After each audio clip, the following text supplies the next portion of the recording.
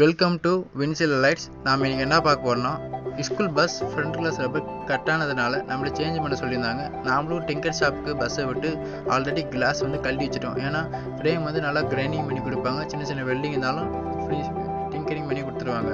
Next இந்த கிளாஸுக்கு நம்ம மோல்டிங் ரப்பரை யூஸ் பண்ண போகிறோம். ஆல்ரெடி இந்த கிளாஸில் மோல்டிங் ரப்பர் இருந்ததுனால நம்ம மோல்டிங் ரப்பரை யூஸ் பண்ண போகிறோம்.